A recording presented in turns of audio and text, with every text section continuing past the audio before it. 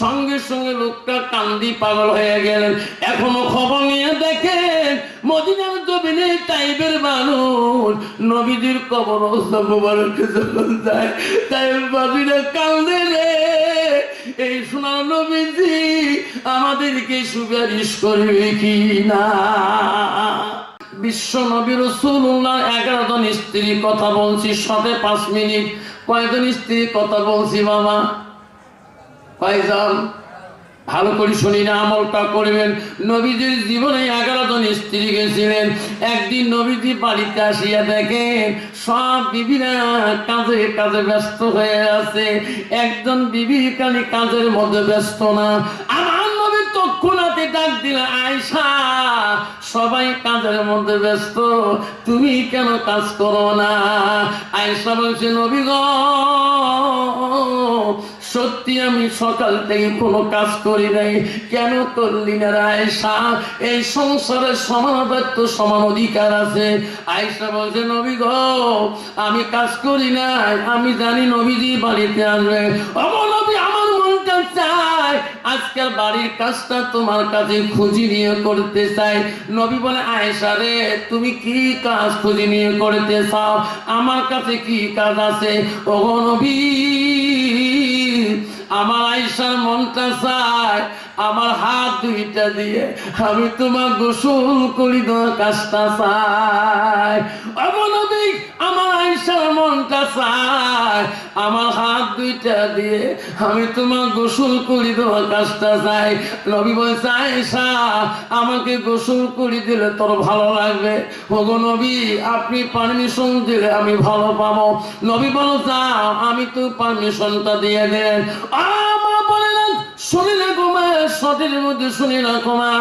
হযরতে মা আয়েশা নবীজি যখন পালেন পারমিশন গাও ধোয়া গোসল ধোয়া, আয়েশা বড় খুশি হয়ে গেল। আল্লাহ আমি আয়েশা এত খুশি, আল্লাহ আজকে আমি বিশ্ব নবী রাসূলুল্লাহ গোসলের দায়িত্ব পেয়েছি।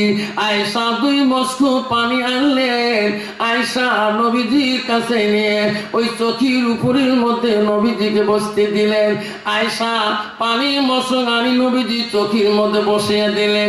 নবীজির শরীরের কাপড়গুলো আস্তে আস্তে খুললেন। আয়েশা গায়ের মধ্যে পানি ঢালিয়ে দেবে, দেখে আয়েশার পা নবীজির গায়ে পানি দেয় না, গাও ধোয়াও দেয় না। নবী বলে, আয়েশা তুমি আমাকে চোখের উপরে বসে আমাকে গোসল করার জন্য আল্লাহ, এখন আমার গার মধ্যে কেন পানি দাও না?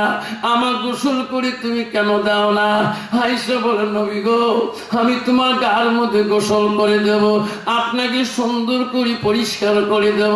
ওগো নবী আমি আয়েশা 7 থেকে 9 বছর বয়সে আমি নবীজি তোমার সাথে আমি আয়েশা বিবাহ বসিয়েছি। আমার আব্বা আবু বকর খুশি করে বিবাহ দিয়েছে। আমি আয়েশা কোনোদিন তোমার খিদমতে ত্রুটি করি নাই। ওগো নবী আমার একটা প্রশ্ন, তোমার গায়ে আমি পানি ঢালিয়ে দেব, আমার একটা প্রশ্ন জবাব দিতে হবে। নবী বলতে, আয়েশা রে কিসের জবাব? ওগো নবী তোমার শিশুকালে তোমার বাল্যকালে তোমার ছোটকালে কোন রোগ কোন বসন্ত কোন কলেরা হয়েছে নাকি? আজকে তোমার গায়ে কেন এত কালো কালো দাগ দেখা যায়? ওগো নবী আমি তোমার মুখে শুনতে চাই। আমার নবী উত্তর দেয় না রে, আমার নবী কান্দে। আয়েশা আয়েশা থেকে রাসূলুল্লাহ কান্দে কেন? আমি এত সুন্দর প্রশ্ন করলাম, ওগো নবী কান্দে কা? আমার নবীজি কান্দে কা? নবী গো কান্দেন কা? আমি যে প্রশ্ন করলাম উত্তর দেন না কেন? তখন বলছে, আয়েশা রে আমার সেই দিনের কথাগুলো তুমি মনে করে দিও না রে আয়েশা। আমার ছোটকালে বাল্যকালে আমার গায়ে কোনো কালো দাগ ছিল না আয়েশা। আমি ইসলামের জন্য যেদিন আমি তাইবের জমিনে গেছিলাম, তাইবের মানুষ আমাকে আমাকে চিনতে পারে নাই, তাইবের মানুষ আমাকে বুঝতে পারে নাই। তাইবাসীরা আমাকে পাগল মনে করেছিল আয়েশা। তাইবাসীরা আমাকে পাথর মারি মারি আমার অঙ্গটা কালো বন্ধ করে দিয়েছে। আয়েশা, আমাকে সেই দিনের কথাগুলো মনে করিয়ে দিও না। আয়েশা, আমি নবীজি সহ্য করতে পারি না। ও আয়েশা, আমি তাইবের জমিনে পাথরের বাড়ির জোরে আয়েশা রে, আমার সর্ব অঙ্গ রক্তাক্ত হয়ে যায়। আমি নবীজি, আমি তাইবের জমিনে আমার শরীরের কাপড়গুলো রঙিন হয়ে গেছিল। আয়েশা রে, এই তাইবের জমিনে আমার পাথরের বাড়িতে আমার পায়ের জুতা পর্যন্ত রক্তর খলকল শব্দ হয়েছিল।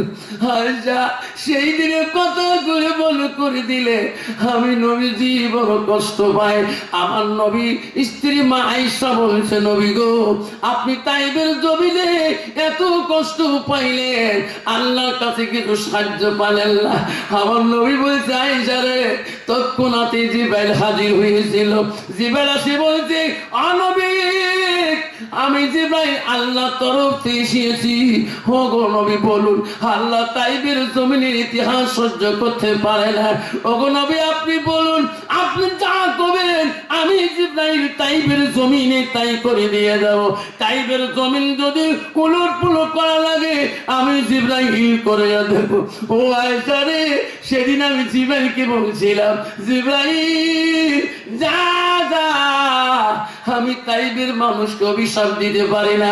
জিবরাইল, তাইবের মানুষ আমাকে না চিনতে পারে, আইবের মানুষ আমাকে পাগল বলতে পারে, আমি নবী মরে যাব, দুনিয়া থেকে চলে যাব রে জিবরাইল। পৃথিবীর জমিনে ওই তাইবের বংশ থেকে একদিন আমাকে নবী কই মানিনি বেড়েছে, তার জন্য আমি তাইবাসীকে আমি অভিশাপ তো দিতে পারি না। বন্ধুরে,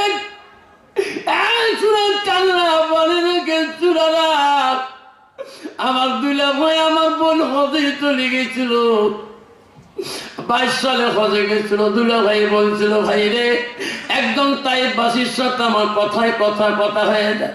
তখন আমি বললাম, এই তাইবের জমিনে তো নবীজির কত ইতিহাস কাহিনী আছে। সঙ্গে সঙ্গে লোকটা কান্দি পাগল হয়ে গেলেন। এখনো খবর নিয়ে দেখেন, মদিনার জমিনে তাইবের মানুষ নবীজির কবর মোবারকে যখন যায়, তাইবাসীরা কান্দে রে, এই সোনার নবীজি আমাদেরকে সুপারিশ করবে কি না।